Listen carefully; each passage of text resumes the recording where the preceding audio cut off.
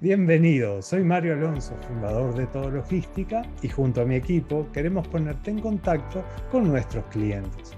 Ellos son los verdaderos protagonistas de esta industria, apasionados por la logística, el transporte, los puertos y el comercio exterior. Este programa es patrocinado por Guía Logística, una red de especialistas a su disposición. Si este contenido gratuito es de tu agrado, dale me gusta y coméntalo. Compártelo y suscríbete al canal. Con cualquiera de estas acciones estarás ayudándonos y colaborando para que otras personas se enteren de esta información. Buen día y gracias por este tiempo para Todo Logística. Buenos días, Mario, un gusto de hablar contigo. Marcel, si bien hace años que nos conocemos, muchos de la audiencia pueden no conocerte, así que la pregunta de comienzo es pertinente. ¿Quién es Marcel Barceló? Bien, yo me formé como ingeniero químico y bueno, mis primeras experiencias fueron en la industria, digamos, en temas de gestión de cadena de abastecimientos y dirección de operaciones, y eso me fue llevando al tema logístico. Ya unos años después ya me involucré directamente con la parte de servicios logísticos. Primero trabajando para el operador logístico y luego siendo ya parte, digamos, de una empresa en formación que hoy es uno de los principales operadores logísticos. Ahí en ese transcurso es donde conocí a mi actual socio, el arquitecto Pablo Boga, con quien ya hace 20 años dirigimos CLC, que es un estudio profesional que se especializa en el diseño de operaciones logísticas y centros de distribución. En todos estos años tuvimos oportunidad de trabajar, digamos, en una cantidad importante y variada de proyectos, tipo de empresas, en varios países de América. Y bueno, toda esta experiencia acumulada es la que hoy le ofrecemos a nuestros clientes. Está muy bien. Una dupla con un arquitecto, un ingeniero, un buen equipo. Sí, descubrimos ahí una muy buena combinación de, digamos, nosotros concebimos que la infraestructura, el equipamiento, todo digamos, los automatismos, la tecnología tiene que estar siempre en respuesta a las necesidades del negocio. Entonces, digamos, lo que finalmente recibe el cliente, que es un diseño de un proceso y un layout, un plano con un edificio, con las estanterías, siempre, digamos, tiene que venir antes un estudio de cómo es el negocio, el proceso. Ahí está la parte más ingenieril de diseño de operaciones, y después cada elemento de infraestructura nos aseguramos que responda a ese diseño operativo. Por eso es una muy buena combinación, como tú señalabas. El depósito ha ido evolucionando tanto en todos estos años que llevo en el sector. Veo de antes cómo se le daba, tal vez se le prestaba mucho menos atención, y cómo hoy pasa a ser algo clave, el corazón generalmente del negocio. ¿Qué pauta le podrías dar a alguien que tiene un depósito para saber si necesita rediseñarse o no? O sea, ¿qué pistas puede tener para darse cuenta de que esto que tengo necesita un rediseño? Es una muy buena pregunta, porque a veces pasa desapercibido y las empresas conviven con algunas ineficiencias sin darse cuenta, ¿no? O porque están, digamos, instalados en una infraestructura ya vieja, como tú bien decías, que capaz que no estaba diseñado con las herramientas o con las prioridades que hoy se le da a la parte logística. Entonces, de vuelta, como te decía hoy, toda la infraestructura, toda la operación tiene que dar respuesta a la necesidad del negocio. Entonces, la pregunta que tiene que hacer la empresa es: ¿por qué hoy yo no puedo tener un mejor resultado en mi empresa? No estoy llegando a tiempo, no tengo dónde poner las cosas, no las encuentro en el tiempo, no estoy dando una respuesta oportuna a mis clientes, tengo errores de inventario, tengo fallas. O sea, la pregunta clave es: ¿mi empresa puede dar mejor resultado, puede tener una mejor rentabilidad? Y muchas veces alguna de esas respuestas es: si no puedo porque tal o cual cosa, y encontramos esa clave en la parte operativa. Bien.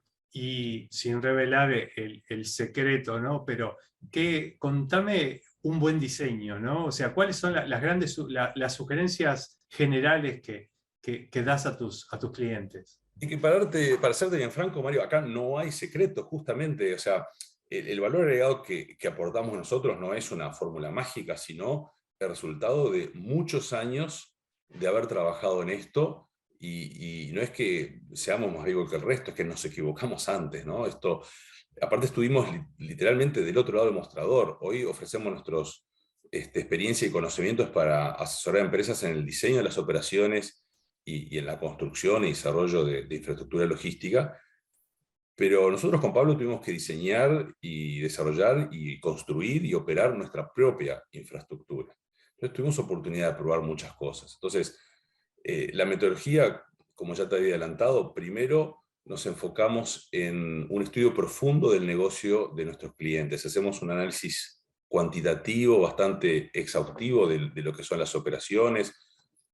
Generalmente nos basamos en información histórica que tenga el cliente, de qué es lo que ha recibido, qué es lo que ha tenido que almacenar, qué es lo que ha tenido que preparar, cómo es el perfil de demanda. Obviamente que también hacemos un relevamiento, digamos, de las infraestructuras y operaciones y tecnologías que tiene hoy. Y el primer entregable que le hacemos a nuestro cliente es un informe de validación que pretende ser una foto o una pequeña película de lo que nosotros interpretamos es su negocio, para que el cliente se vea reconocido ahí y diga, ok, sí, esta es nuestra empresa, ¿no? Y desde el punto de vista metodológico, esa instancia es muy importante porque todo lo que se haga a continuación justamente va a depender de ese diagnóstico que se haya hecho, ¿no? Una vez validado esa instancia, se empiezan a desarrollar distintas alternativas que combinan procesos, infraestructura y tecnología, que son variables interdependientes, ¿no? Lo que uno decida en uno de esos tres pilares, digamos, de la operación, condiciona a los otros. A veces uno ya tiene alguna restricción edilicia y tiene que adaptar las operaciones y la tecnología para adaptarse a eso. A veces uno ya tiene la tecnología o el software dado y no tiene planes de la empresa poder cambiar eso, y uno tiene que adaptar entonces la infraestructura. Bueno, y es un proceso iterativo hasta que, tanto, digamos, en base a nuestra experiencia, con el conocimiento del negocio del cliente, detectamos cuál es de todas esas opciones la que mejor respuesta da, y bueno, después se desarrolla esa opción. Uh-huh. El día de ayer justo visitaba a un cliente, Storage Compact, y le mando ya un saludo a Diego Batistín, y él me mostraba dos tipos de estanterías que está comercializando, ¿no? Una de origen asiático, más económica, mucho más frágil, y otra que en este caso particular es argentina, Storage Compact de Argentina, que es mucho más, yo la veía mucho más resistente, firme, etc. En particular, ¿qué es lo que recomiendas al sector? Digo, ¿optar por soluciones a veces más económicas pero de más corto plazo, o por productos tal vez de mejor calidad y que van a ser más durables? Digamos, obviamente que la opción de poder invertir en una infraestructura de mejor calidad siempre es lo recomendable. Pero acá hay otro factor que es el que todavía no explicitamos, que es el presupuesto, ¿no? Entonces, en algunos casos hay que hacer cuál es la mejor opción que tengo para el presupuesto asignado para el proyecto. Esto no solamente pasa con la calidad del equipamiento de las infraestructuras, ¿no? Puede pasar para racks o estanterías, o puede pasar también para autoelevadores u otro tipo de equipamientos, que sabemos que hay una gran variedad de calidades y opciones, ¿no? Pero muchas veces también pasa cuando uno tiene que tomar decisiones respecto a automatismos, ¿no? O sea, en estos últimos años los automatismos se han puesto cada vez más accesibles, como todo lo que sucede con la tecnología. Y bueno, uno siempre dice, bueno, ok, pongamos esta máquina, un robot, algún equipo automático, que obviamente son otro tipo de presupuestos, y a priori uno diría, bueno, siempre es la mejor solución, ¿no? Pero no siempre, o sea, no siempre la opción más sofisticada o más cara o más desarrollada necesariamente es la que esté dando respuestas a las necesidades del cliente. Pero bueno, para resumir, digamos, tu pregunta, obviamente que productos de mayor calidad, de mayor durabilidad, son siempre la mejor opción, pero a veces tengo que rescindir en calidad en algo para poder hacer otra cosa que también es importante, porque la solución va a ser el combo de todas estas cosas de infraestructura, tecnología y procesos. mencionaste, Marcel, el descenso en los precios de, obviamente, las soluciones tecnológicas, en particular de los automatismos. Danos una referencia de cuánto se manejaba hace unos cuantos años y cuánto se maneja hoy, para tener una referencia que la audiencia pueda entender cómo ha sido ese descenso de costos. Bien, dentro de los automatismos hay una gama muy, muy amplia, digamos, de soluciones, ¿no? Hoy, por ejemplo, un equipo automático para almacenar y preparar pedidos, que puede ser un carrusel vertical o un almacén vertical automático, según el tamaño y las funcionalidades, puedes arrancar en los $80.000 y llegar hasta los $120.000. Un equipo que tiene la ventaja de que vos podés concentrar el picking en un área muy pequeña, ¿no? En una estantería de picking tradicional, con la que uno piquea a mano, lo que te ocuparían 250 metros cuadrados de estanterías, lo podés concentrar en 15 metros cuadrados con un equipo de estos. Te vas a otro extremo, equipos más sofisticados que ya hemos instalado acá en Uruguay, que son inversiones de $2 millones, ¿no? Pero estamos hablando de un mini load que tiene 15 metros de alto y 3 carriles de 70 metros de largo, ¿no? Pero lo interesante es que la tecnología se ha sofisticado al punto que ya empieza a poder aplicarse a operaciones de baja escala, ¿no? Porque siempre el automatismo solo se justificaba en operaciones muy grandes. Hace relativamente poco, en una farmacia en Uruguay, instalamos un robot totalmente automatizado que almacena y prepara los pedidos, cajita a cajita. Y es una inversión, digamos, que es compatible con la inversión de una tienda, ¿no? No estamos hablando de un centro de distribución. Ayudarnos un poco a entender, no digo ese caso, pero ¿de qué valores estás hablando para alguien que tiene un negocio así pequeño? Y en ese caso, unos $140.000. ¿Ya? Y si vos vas a abrir una farmacia, no tengo una farmacia de barrio común y corriente, ¿no? Pero una farmacia que va a atender no solamente un área, digamos, del barrio y el entorno generosa, sino que también con este tipo de equipos puedes atender el comercio electrónico, es un nivel de inversión compatible con este tipo de locales, digamos. Bien. Y por ejemplo, pienso en otros que manejan inventario, una ferretería, por ejemplo, estaría en condiciones de implementar automatismos, ¿no? Sin lugar a dudas. Y ahí a veces se justifican, como te decía yo, por el ahorro del espacio, ¿no? Una ferretería es un tipo de negocio clave en el que vos tenés que tener un montón de referencias de muy baja rotación. Cuando uno va a una ferretería, espera encontrar absolutamente de todo. Y quiero aquel tornillito, aquella arandela que capaz que se venden 3 por año, pero el ferretero los tiene que tener, ¿no? O repuestos, las casas de repuestos. Y a veces están ubicadas en lugares donde no hay área disponible. Entonces, como te decía, un equipo de estos que lo puedo poner en altura, o sea, aprovecho la altura, capaz que, no sé, con $60.000, $80.000 puedo resolver una situación de esa. Obviamente que no estamos hablando de 2 pesos, ¿no? Pero no son inversiones que requieran grandes escalas y tenemos que estar hablando de centros de distribución de miles de metros como para justificarlo, ¿no? ¿Y qué barrera de entrada estás encontrando para presentar este tipo de soluciones que hoy se tornan muy accesibles al mercado? O sea, los empresarios se resisten, ven los números, porque en esta charla nomás ya queda obviamente claro de que se pagan solo este tipo de inversiones. Sí, de vuelta, ¿no? Se pagan solos en aquellos proyectos que lo meritan. O sea, hay algunos que realmente el cliente nos pregunta, ¿no? Ha averiguado, bueno, ¿y qué tal si implementamos esto o aquello? Y a veces le demostramos de que no vale la pena esa inversión.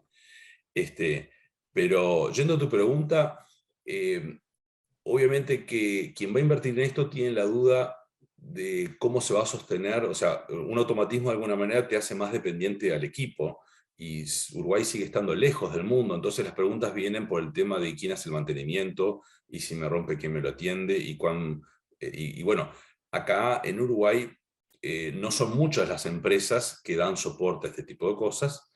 Entonces, básicamente las dudas vienen por ahí, todavía no hay muchas, entonces a todo el mundo le cuesta ser el primero en probar. El escenario en Argentina y en Brasil es totalmente otro, ¿no? O sea, a la escala de ese tipo de negocios hay mucho más proveedores y mucho más oferta, y ni que hablar en Europa o en Estados Unidos. Entonces, las principales dudas vienen por ahí, ¿no? De quién le va a dar soporte a este equipo y qué otros hay acá en el barrio que hayan tenido una buena experiencia y que me animen a invertir a mí también, ¿no? Ahora que mencionabas Europa con José Blastix, un cliente y amigo del dueño de Atux en Barcelona, él me mostraba todo el éxito que estaba teniendo con el Pick to Live hace ya varios años. ¿Por qué en Uruguay no despegó esta tecnología del Pick to Live? Yo me hago la misma pregunta, porque es una tecnología relativamente sencilla, ya tiene muchísimos años. El primer proyecto de Pick to Light en Uruguay lo instalamos nosotros en un centro de distribución de productos para oficinas y papelería hace más de 10 años. Y en aquel momento nos costó encontrar un proveedor para eso. O sea, no había en Uruguay alguien. Hoy ya hay acá en Uruguay una oferta, ¿no? Y también los dispositivos han bajado sustancialmente, ¿no? O sea, hoy un dispositivo Pictulite capaz que lo conseguís por $100. Y me parece que básicamente es por un desconocimiento de cómo es la herramienta. De vuelta hay que tener en cuenta que el Pictulite se justifica para una pequeña parte de los productos, digamos, de la curva ABC, los A o AA, ¿no? O sea, como va a estar fijo en una estantería, para justificarlo tú tenés que asegurarte que en esos puestos de picking, esas ubicaciones de picking, tengan altísima rotación, ¿no? Entonces para los productos A o AA, el Pick2Light es una excelente solución y nosotros ya hace años que con nuestro cliente lo tenemos contactado, que comparado la velocidad o la productividad de picking en un área que hay Pick2Light con, digamos, la operación estándar, con un terminal de radiofrecuencia, se triplica la productividad. Ni que hablar, impresionante. En la diferencia con 20 años atrás, cuando se arrancó con la logística fuerte, más profesionalizada, en estos 20 años ha habido mucha oferta de capacitación y de formación. ¿Te estás encontrando en el mercado con clientes mucho más preparados que antes, con otras exigencias, con otros elementos para discutir indicadores o las cuestiones del negocio? Sí, sin lugar a dudas. Hoy ya la mayoría de las empresas reconocen que las operaciones logísticas, la infraestructura, los depósitos, son un área que hay que atender. De hecho, quizás la respuesta más clara a tu pregunta es que hace 20 años nosotros no teníamos trabajo en Uruguay. El 99% de nuestro trabajo era en el exterior. Nosotros empezamos a trabajar fuerte en Uruguay, te diría, hace 10 años. Quizás en el 2010 empezamos a tener cada vez más proyectos en Uruguay. Hasta entonces todos los proyectos eran en el resto de América. Y bueno, por lo como tú decís, ahora esto ha evolucionado bastante, se ha hecho bastante más dinámico y no solamente los empresarios, vos te encontrás con interlocutores, quien está dirigiendo la operación, incluso a nivel de supervisiones, gente que ya tiene preparación en operaciones y en logística. Muchos clientes hablan de nuestros grandes clientes, ¿no? Pienso ya más ahí en terminales portuarias o puertos. Ellos hablan mucho, y cuando dan sus conferencias también, de ser anticíclico, invertir en los momentos complicados para que después estar preparado para cuando viene la demanda. A nivel más de la logística de las empresas que son tus clientes, ¿ocurrió esto durante la pandemia? ¿Estuvieron invirtiendo para prepararse para cuando salgamos de ella y viniera? ¿O hubo más bien una situación de no, yo quería rediseñar, pero mirá, Marcel, vamos a esperar? ¿Cómo fueron en general, ¿no?, las situaciones? Bueno, eso fue un desafío que tuvimos que afrontar nosotros, ¿no? Cuando comenzó la pandemia, como todo el mundo, los 2 primeros meses fueron de alta incertidumbre y ni siquiera podías hacer contactos comerciales, ¿no? La gente estaba con la cabeza en otra cosa. Y bueno, en el estudio empezamos a analizar, bueno, ¿qué es lo que se puede hacer ahora? Digo, hay oportunidades y nosotros ahí identificamos 3 casos bien concretos donde podíamos agrupar las empresas. Aquellas empresas que estaban abocadas, digamos, a productos que iban a tener muchísima demanda en este periodo, ¿no? Productos de consumo masivo, y tenían ahí, digamos, el desafío de cómo poder atender esa demanda creciente, pero sin incrementar sus costos sobreproporcionalmente, porque en muchos casos la nueva demanda agregada superaba el diseño que tenía de procesos de infraestructuras. Entonces la única forma de atender era aumentar muchísimos costos, metiendo de repente recursos que no estaban especializados o no tenían experiencia. Entonces sí estaban vendiendo más, pero con más costo. Después estaban aquellas empresas que, como tú decías, prácticamente estaban quietas y no tenían posibilidad de hacer nada, y eran los que justamente hicimos explícitamente el planteo que tú decís. Bueno, ya que tengo el auto parado y no lo puedo mover, hagámosle un cambio de bujías, balanceo, alineación, porque cuando esto arranque quiero apretar el acelerador a fondo y quiero tener todo bien. Obviamente que todo el mundo asentía y reconocía que la oportunidad, no todos tenían digamos, el respaldo financiero para poder hacerlo. Y nos encontramos con un tercer caso bastante curioso que tenía el peor de ambos mundos, porque empresas de retail, con productos, digamos, con tiendas distribuidas o en shopping o en varios barrios, la venta le bajó prácticamente al 5% de lo que vendían habitualmente, pero toda esa venta era a través del comercio electrónico y no estaban para nada preparados para el comercio electrónico. Su operación no estaba diseñada para el comercio electrónico, entonces vendían mucho menos y tuvieron un fracaso en el nivel de servicio porque la gente se quejaba porque las cosas no llegaban a tiempo, entonces vendían menos, tenían más costo y con una mala experiencia del cliente, ¿no? Tuvimos los tres casos y bueno, trabajamos en cada uno de esos casos para atender esas necesidades. Hasta que, bueno, después tuvimos, ya eso fue un desafío profesional, digamos, creo que hasta ahora el mayor que hemos tenido y también el más satisfactorio. Tuvimos la oportunidad de involucrarnos directamente en el diseño e implementación del plan de la logística, el plan de vacunación en Uruguay, ¿no? Y eso fue otra historia, otro aprendizaje, digamos. Ya.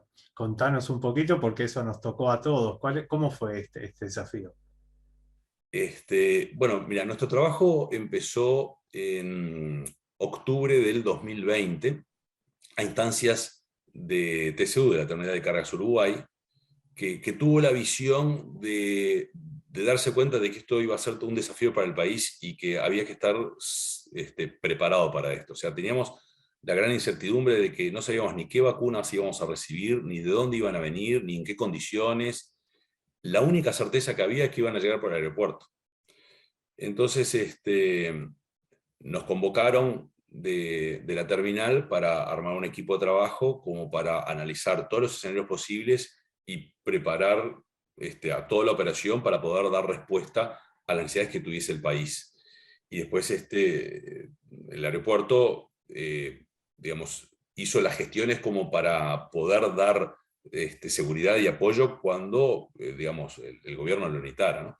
Y por otro lado, obviamente también estaba el trabajo que estaba haciendo el gobierno a través del Ministerio de Salud Pública y el Sistema Nacional de Emergencias, etcétera, etcétera, hasta que, bueno, se logró armar un equipo conjunto, y esto estoy hablando de fines de diciembre de aquel año, 2020, y la verdad que fue una experiencia no solamente satisfactoria desde el punto de vista profesional, sino también humana, porque se armó un equipo de gente que hasta el momento no nos conocíamos, no teníamos la experiencia de trabajar juntos, y bueno, los resultados ya todos los conocen, ¿no? En 2 meses estamos dando la primera vacuna en tiempos récord y con una operación que en 3 meses se dieron mucho más vacunas de lo que se dan habitualmente todo un año. Obviamente, ¿no? Y felicitaciones por eso, porque funcionó muy bien. En mi caso, mi señora está en el plan vacunando desde el primer momento y realmente sí, cuenta que la logística fue clave para que le pudiera llegar este producto, aparte con la cadena de frío, con el tema de las dosis. Y hubo una innovación a nivel del país que fue reconocida internacionalmente, que fue el único país que diseñó su logística directamente del aeropuerto, lo que disminuía un paso en todo el proceso, o sea, eliminando riesgos y ahorrando tiempos y costos, ¿no? Y toda la logística directamente del aeropuerto al vacunatorio es una innovación que fue reconocida. De hecho, hay circulando un paper que da cuenta del caso, y hay un video también que que circula en LinkedIn de Farmaero, ¿no? Que es una organización internacional que se especializa en logística farmacéutica aeroportuaria, que tomó esto como caso de estudio. Ok, vamos a buscar entonces el link y se lo vamos a dejar acá Te lo paso, te lo paso. para que quien nos está escuchando pueda seguir ampliando. Comentás esta experiencia con los públicos, con los privados, ¿no? A nivel así de los servicios de asesoramiento en logística y todo, el Estado, que uno lo ve como una máquina burocrática a veces, un poco más lenta en moverse, ¿consultan, piden, están preocupados por optimizar sus logísticas en las distintas dependencias o poco? Obviamente con mucho menos dinámica que lo que ocurre en el sector privado, porque también ahí tenés una barrera de entrada que es el proceso de contratación, que obviamente tiene que tener otras garantías para todos y por lo tanto ya pequeñas consultas que pueden llegar a ser muy ágiles en el sector privado es complicado y el que tenga a cargo una operación en el sector público, de repente acceder a una consultoría le va a costar a él primero prepararle como trabajo mucho más. Entonces, solamente quizás ameriten trabajos de gran porte. Nosotros hace unos cuantos años estuvimos asesorando distintas entidades de gobiernos nacionales o departamentales en otros países de América, y también tuvimos la experiencia del esfuerzo que lleva poder dar esos servicios por todas estas procesos que son necesarios cuando se habla de dineros públicos, ¿no? Y bueno, después de esa experiencia que fue muy satisfactoria, hicimos proyectos sumamente interesantes. Del lado nuestro de la consultoría, nos abocamos a atender el sector privado porque entendimos que los clientes nos pueden sacar mucho mayor jugo por el tipo de metodología que tenemos nosotros. No obstante, seguimos haciendo alguna consulta. Bueno, hace unos años atrás, nosotros nos contrataron para hacer el diseño y la implementación del operador económico calificado por parte de la aduana, ¿no? O sea, teníamos una especialización, o tenemos una especialización en lo que es seguridad, digamos, de la cadena logística, y bueno, ya el director de aduanas de aquel entonces conocía nuestra experiencia y trayectoria en el tema, y tuvimos la oportunidad también de asesorar a la aduana en ese caso. Comentaste que al principio no había trabajo en Uruguay para este tipo de servicio, después sí apareció y al principio te volcaste con tu socio hacia trabajos internacionales, después obviamente nada más lindo que trabajar donde uno está y poder estar cara a cara con las personas, pero desde aquel entonces hasta hoy ya estaba Skype y todas las opciones para comunicarse por videollamada, pero obviamente la gente como que prefería decir, no, viajar, reunirte. Bueno, hoy el Zoom, como estamos usando en este momento, se ha instalado y ha hecho que las personas estén mucho más abiertas en el ámbito del negocio, el asesoramiento. Bueno, descubrió que la videollamada es una herramienta muy importante. Puede haber al inicio del proyecto un encuentro cara a cara para conocerse, para verse que somos reales y no algo por computadora, pero después el seguimiento todo es válido a través del Zoom y se ha instalado. La pregunta mía es, ahora hay una vuelta hacia buscar conquistar el mundo entonces con los servicios, Marcel, o nos quedamos por Uruguay? ¿Cuál es la visión hacia adelante de una No, nosotros nunca dejamos de dar servicios en el exterior. Fue un tema simplemente de balance, ¿no? De tener casi el 100% de nuestro trabajo en el exterior. A los últimos 2 años de pandemia, casi la totalidad del trabajo acá en Uruguay. Lo que pretendemos nosotros y lo que siempre apuntamos es tenerlo balanceado. Ahora que, obviamente que la restricción de viajes, si bien como bien decís tú, es mucho más fácil trabajar a distancia, pero la mayoría de los procesos sí requieren en algún momento presencia. Ahora que ya empezamos a poder viajar de otra manera, estamos de vuelta atendiendo clientes exteriores. En este momento nosotros tenemos trabajos activos, por supuesto acá en Uruguay, en Paraguay y en Bolivia. Principio de abril empezamos uno en Ecuador y estamos terminando uno que se alargó por la pandemia en Cabo Verde. En estos años hemos trabajado en El Salvador, en Costa Rica, en Colombia, en Perú. Bueno, Te diría que Brasil y Argentina son los únicos lugares donde no hicimos proyectos. Mira. Y Venezuela. Bueno, pero quien te dice que no se pueda dar, tenemos audiencia en esos países que nos está siguiendo, capaz quieran contratar los servicios o por lo menos involucrarse.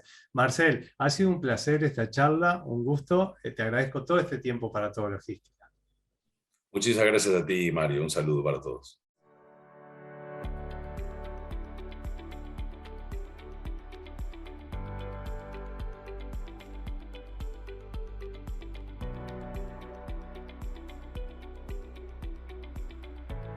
Este programa ha sido patrocinado por Guía Logística, una red de especialistas a su disposición. Visite todologística.com. Si el episodio fue de su agrado, no olvide dejarnos sus comentarios.